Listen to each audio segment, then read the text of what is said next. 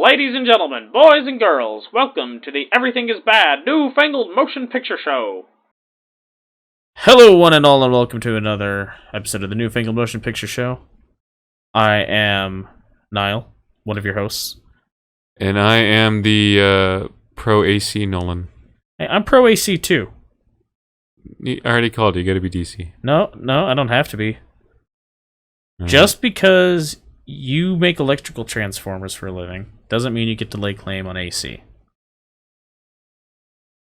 Anyway, so today we're going to be reviewing The Current Wars Director's Cut. We'll get a little bit into why it's called that in a minute. But first, a bit of housekeeping. First of all, we're going to do our normal thing where we do a spoiler-free review. Give you our thoughts, whether or not we think you should see the movie.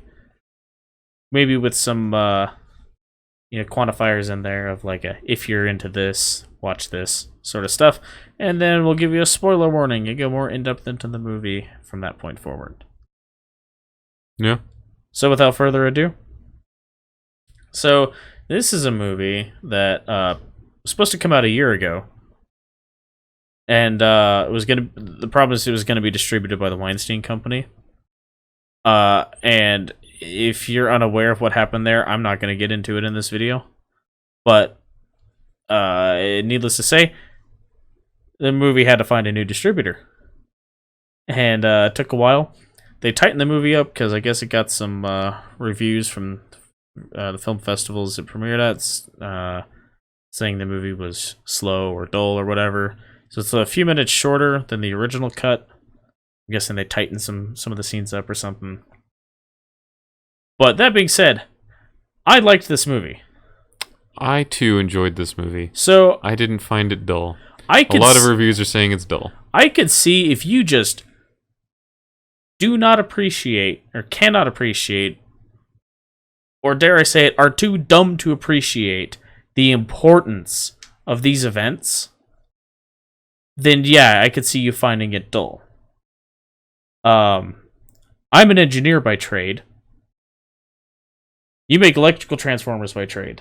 Yeah. I would say we have an above average understanding of the importance of alternating current and the way our current power grid is set up based on Nikola Tesla's thoughts from this time period. Yeah. I wonder if anyone went into this movie thinking it was a war movie. Maybe. That might be part of the problem some people had. I don't know. There wasn't any war going on at all. But I mean, that's what these events were called. If you're unaware, Thomas Edison, who did not invent but patented the incandescent electric light bulb, he was starting to, around this time, he was, pushing to build power grids in the U.S. And he was installing power plants in New York at the time. At the beginning of the movie, it started in New York, and so the first district that got powered by electric power was the area immediately around the stock exchange in New York. Yeah. But he was using DC power, which only has a limited range. Yep. Like a mile or something like that. And if you have taken like any sort of basic electrical engineering class, you understand that the longer a wire is, the more resistance it has, and therefore the harder time you have pushing current downstream, so to speak. So as a result, in New York City, he ended up, because New York City was originally powered via direct current, and it was like Manhattan, I want to say, had like 12 power plants. Yeah, you need Think about that. Yeah. That's ridiculous. You need a huge number of power plants. That's one city. Right. It would have never have been feasible to power the whole country that way. Yeah, it might work in individual cities like on the eastern seaboard, but when you get out into like the Midwest and the Southwest, things are so spread out that just doesn't work. Yeah, so Westinghouse, who manufactured brakes for railroads, he started to dabble in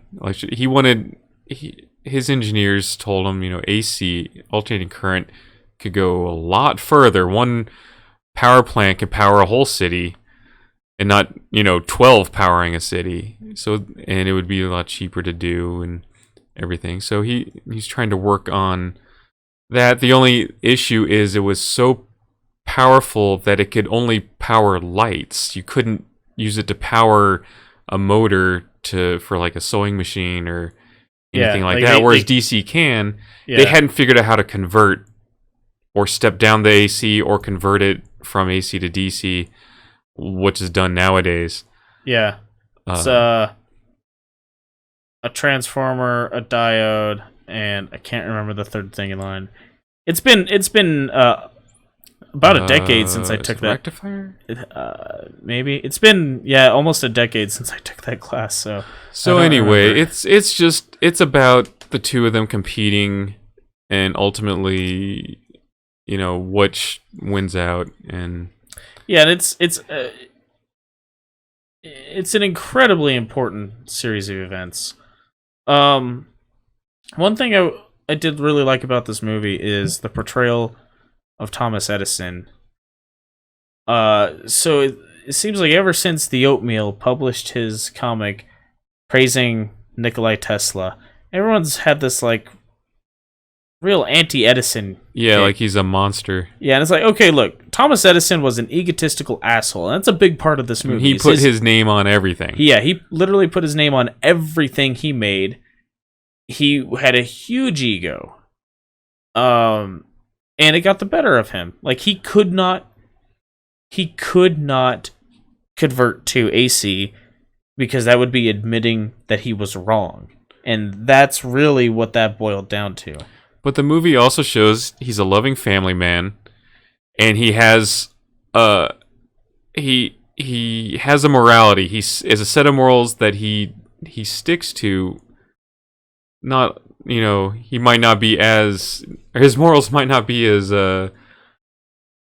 numerous as some people's, but he does have a morality he adheres to, and he absolutely did take advantage of the engineers and designers working under him. And he did do some fairly despicable, ruthless things in his business, like having articles published about the dangers of alternating current and all this, and some stuff he did was not good, but he's not the absolute monster that people seem to think he is. And he was very dismissive of Nikola Tesla and his ideas. But to be fair, he was also a businessman, and Tesla, man, was a genius. We know that now. And if now someone came to you with a level of that level of genius, and you knew he had that level of genius, and said, "I have this idea. I haven't made it and tested it, but it works perfectly in my head," you'd be like, "All right, Nikola Tesla, here's money to do your project." But you gotta imagine this guy. You don't know this guy. He's some guy from Serbia, and he comes to you and says, "I have this idea," and you go, "Great, have you tested it?" And he goes, "No, I don't need to test it. It works perfectly in my mind." That dude sounds insane. Like, you can't blame Thomas Edison for not wanting to do that. Also, not wanting to go forward with finances, it kind of hints at it. It doesn't really get into details, but finances were a lot tighter for him, right, than you might realize. He didn't have the money to invest on a maybe. Right. So, he was funded primarily by J.P. Morgan, who was an investment banker. You may have heard of his name. Yeah. Is it Chase Bank? That's J.P. Morgan and Stanley. Yeah, but currently, doesn't. Oh, I think Chase. I think Chase purchased. Yeah, yes, I believe Chase Bank purchased that. But yeah, so it's in the late 1800s was a time of industrialists. This is like around this time, a little later than this is when you have Rockefeller and Carnegie, and those guys start advancing industry in America in a very big way. Or no, Rockefeller was already going. Yeah. 'Cause he was put out of business by the electric light. Well, not put out of business. He had to switch. He had to switch businesses. But anyway, yeah. So this time was an incredibly important time in U.S. history, in world history, frankly. And it's just kind of interesting to see, the kinds of maneuvering that was done from the business standpoint at the time. And then another thing I did like is they showed Tesla in a more believable way than you hear, there's this thing going on like, oh, Tesla had figured out how to wirelessly transmit power. And it's a big thing that you hear on the internet. Okay, but it would be in power companies' best interest to figure that out because that would be cheaper than laying copper wire. And maybe he did figure it out. But that knowledge died with him. I think a lot of his notes burned in a fire or something. Yeah, I think I'd heard that. But yeah, the way it's portrayed in this is he just has this concept like, I wonder if do we need the wire? Yeah, what if you don't need the wire?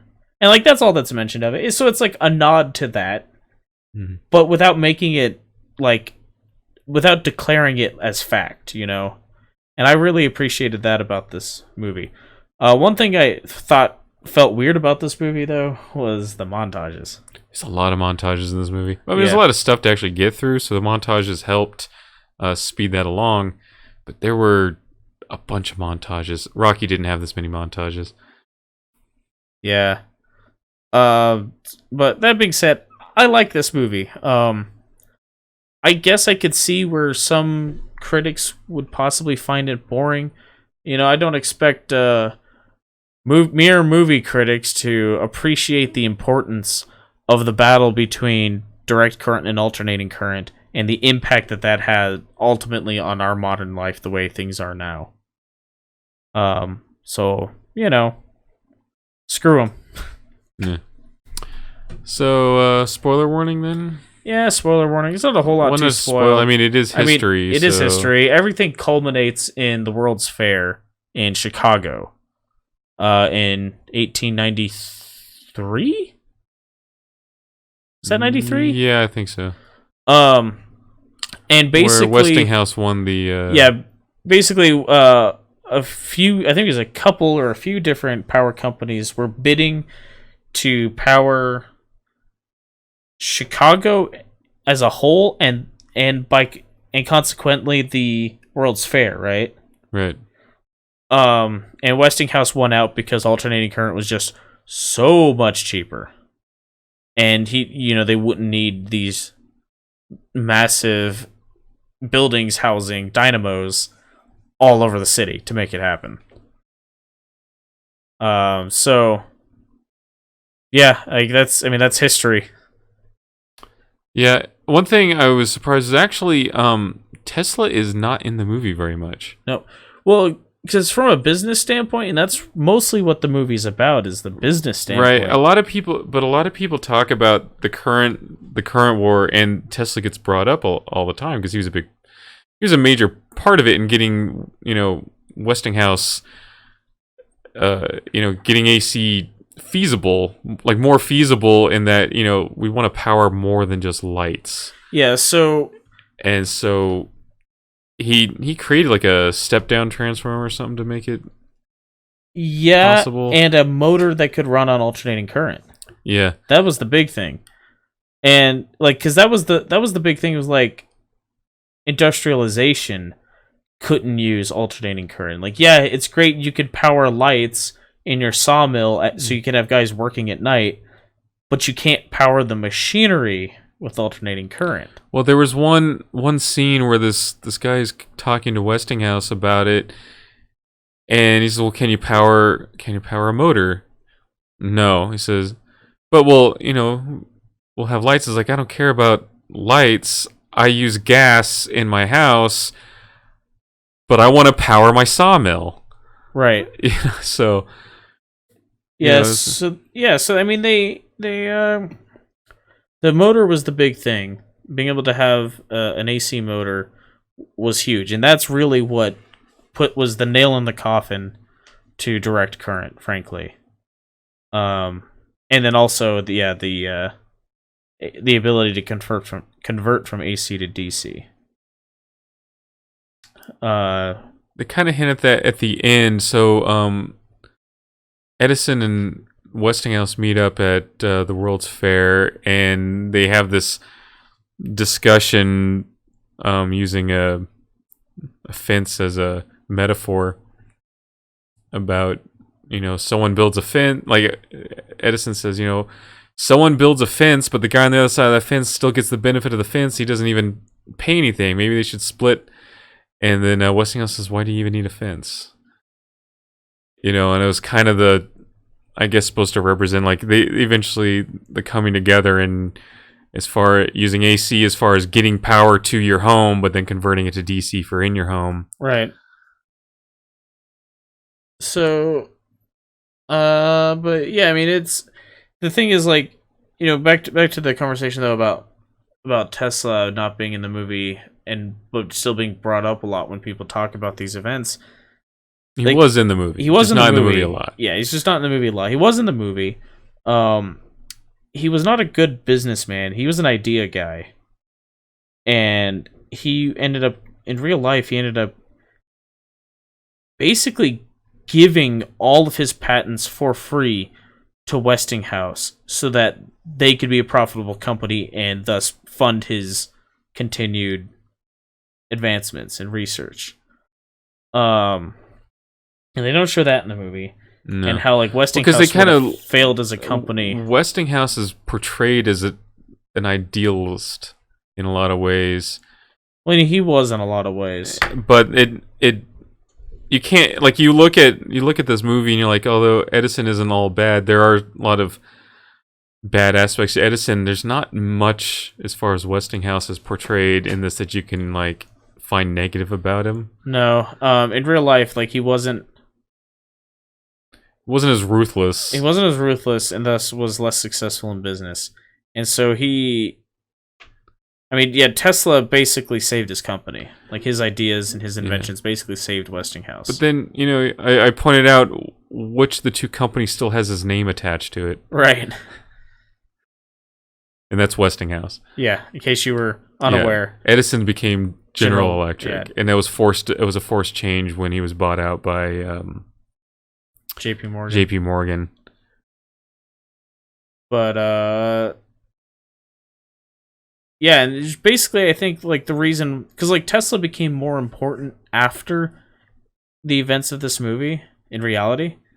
And so I think that's kind of why he wasn't in it as much as people might expect, because like, Tesla, he ends up with that big research facility with, like, the arc lightning tower in and the one that got renovated as a museum a couple of years ago. Like, that didn't happen until later, from what I remember. And so, like, that's why he's not really in it, because he hadn't really started doing the major stuff. Yeah, I mean, he did have his falling out with Edison because of Edison's refusal to switch to AC, and his Edison's complete dismissal of his ideas. But, like, yeah, a lot of the stuff that Tesla's known for inventing just hadn't happened yet. So,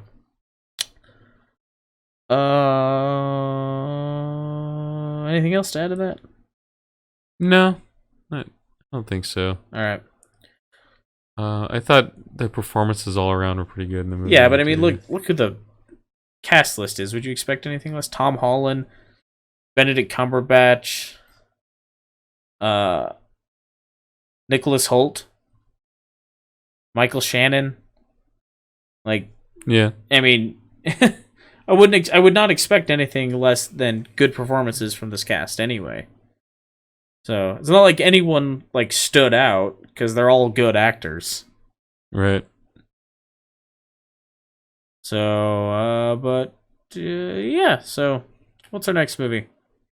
Terminator. Terminator. Ooh, it looks good. Looks good, doesn't it? It sure does.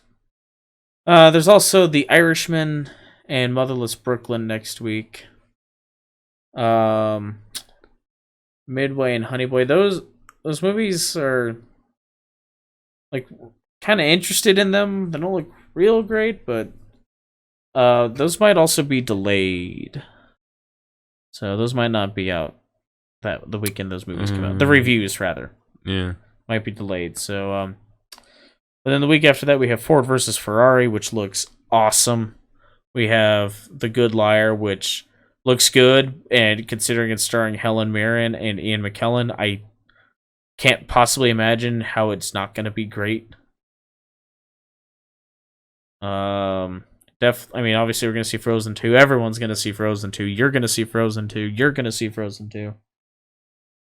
Don't tell me what to do. 21 Bridges looks interesting. Knives Out looks really good, so we'll definitely see that. December, we round the year out with Jumanji, The Next Level.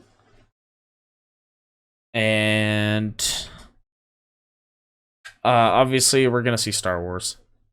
I mean, again, everyone's going to see Star Wars. We're going to see it at least twice. Like, even people who bitched and moaned about Episode 8 are going to see Star Wars, right?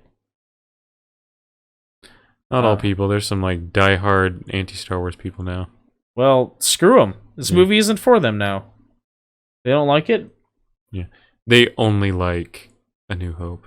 Yeah. I'm not going to get into it. I love Star Wars. Probably more than anything else. As far as, like, fandom stuff goes. But the original trilogy has problems, too. It's a fantasy space opera, people. Get over yourselves. Anyway, and then 1917, I think, is the last movie we're going to see this year.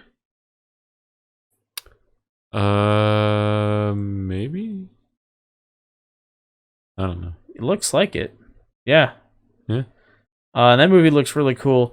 I like that we're seeing a lot more stuff involving World War I in media. It seems like we've been seeing more movies last couple of years. There's an amazing album from one of our favorite metal bands, Sabaton, called The Great War, that you should totally check out. You should also check out that documentary from Lord of the Rings guy, Peter Jackson. Peter Jackson, yeah. It's like Peter... What's his last name? Yeah, that... Also amazing. They Shall Not Grow Old. Yeah, They Shall Not Grow Old. That's amazing. And you have to watch the making of featurette if you're at all... to really appreciate what they went through to make that documentary. Yeah, especially if you're at all into cinematography, you're a film student or whatever. It's just incredible.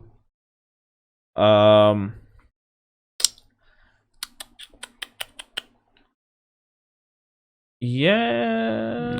Wrap it up. Yep. So, anyway, that's what we got coming up. Check out other reviews. Our last one is for The Lighthouse. Our last one before that was for Zombieland Double Tap. Check those reviews out. I think Zombieland Double Tap is a fine review. Just a fine as in like a fine example of a movie review. The Lighthouse is a lot of rambling. The Lighthouse, the movie, is a lot of rambling. Anyway, yeah, that's true. So anyway, check out other stuff. Hit that subscribe button or alert button so you know when our next review goes up. And until next time, bye. Thanks for listening.